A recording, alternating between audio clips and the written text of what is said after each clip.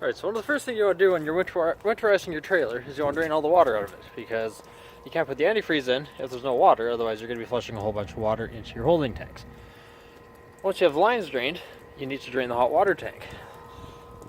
Because if you don't drain the hot water tank, that's going to be full of water, and it's going to freeze, break your hot water tank, and you're going to be out a few $100s. And that's no fun.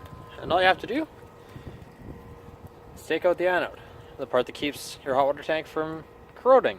Something you should replace every couple of years, if not inspected and clean every year or a couple times a year. This one, it's looking not too bad. I gave it a quick wipe down, a little bit of knobbies on it, would have wiped off fairly well. So now I'm going to put it back in, and I'll meet you back inside. Actually, before I meet you inside, you have to remember, you drained all the water from the lines, you need to remember to close them again. So if you don't close them, all the antifreeze you're going to put in there is just going to go flowing straight out, and you're just going to be wasting. The stuff's not that expensive, but if you don't have to dump it all over the ground, you don't want to, or you don't want to. So make sure you turn those off before you go back inside and start pumping the fluid. Alright, your next step when you're winterizing your trailer is you need to make sure that you bypass the hot water tank, which is hidden generally underneath the stove. So, to bypass the hot water tank, first thing you need to do, again, sorry about the poor lighting, I didn't bring a flashlight with me, is you turn off the one valve that goes in at the top, turn off the valve at the bottom to keep the water from going in or coming out, or I guess it's coming in and going out this way, and then you open the bypass valve. Now the water will come in, go over and around, and never actually go in the tank. And by doing that, you won't waste a whole bunch of antifreeze trying to fill up the hot water tank that doesn't need to be filled up in the first place. Alright, the next item on the agenda is to pull the hose out to fill the water lines in the first, or to fill the lines full of antifreeze. Now to do that, generally in this case, I'm sure it might be different in other models, but in this one, it's underneath the sink.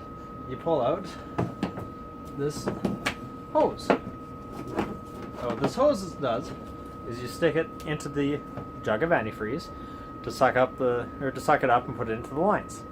Now for this to work, you have a valve on the line, and you also have a bypass valve way in here.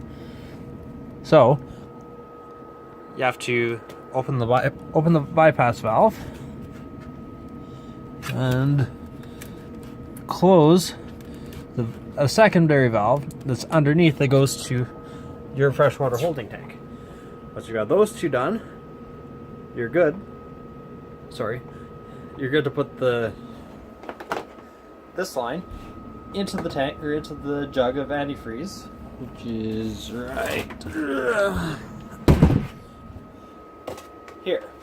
So you put the hose into the jug, open the extra T valve, or whatever that's called, open that other valve, and then you can flip the pump on, and it's going to start filling through the lines. And then it's just a matter of running it through one tap at a time until you're no longer pushing out air and water, it's just coming out antifreeze. So let's get started on that.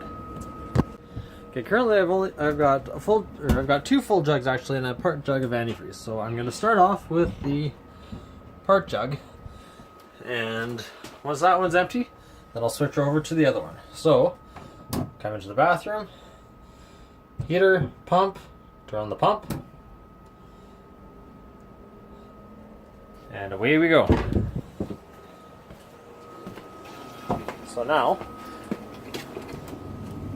we have antifreeze being sucked out of the jug, up the hose, and down around into the system.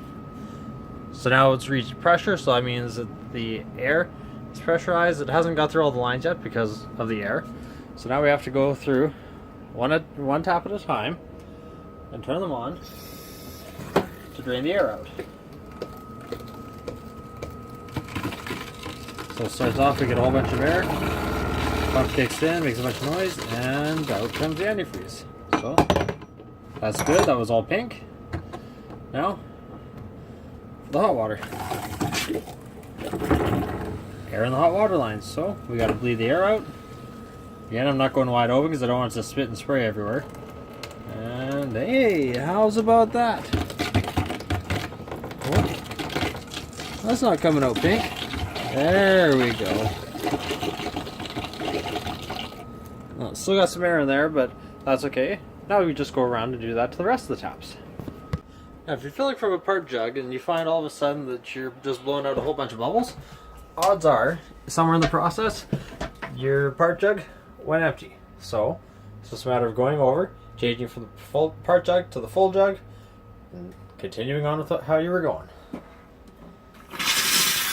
Well, we start off getting rid of the air, get some more bubbles, pump kicks in, and then we got a reasonably solid flow. That's what we're looking for. Now when you're doing this, you want to make sure you get all the lines, and that includes the shower head, because there's almost always water left in the shower head, so you want to make sure that you get rid of all that water as well, so she's running a nice pink color. Going. Getting there. Oh, it's cool. There we go. Perfect. Now, I've done the bathtub, I've done the sink that you're sitting beside, I've done the kitchen sink. I've got one more tap to do, and that one is outside. Actually, I forgot to mention all is in the bathroom. Another one you don't want to forget is the toilet. You want to make sure you get all the water out of that line, and you also want to make sure that there's a little bit of antifreeze sitting inside the bowl, because if you don't have that little bit inside the bowl, you're going to end up with some trouble later, because the water's going to freeze around the seal and could actually break it. So for this trailer, I have a utility shower outside. So I need to remember that I've got to drain it as well. And it's done just the same way as the other taps. You pull it out, and you just turn it on until it's spraying nice pink color. And you do that with both the hot and the cold. So as you're spraying with the other one, you're going to start losing your pink color. There we go. And that's how you winterize a trailer. Oh, sorry, one more thing.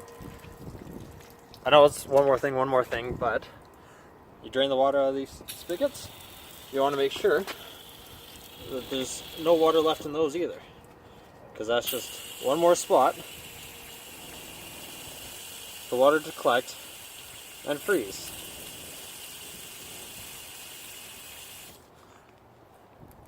And there we go. That's how you winterize a trailer. At least that's how I winterize my trailer. Hope you enjoyed it.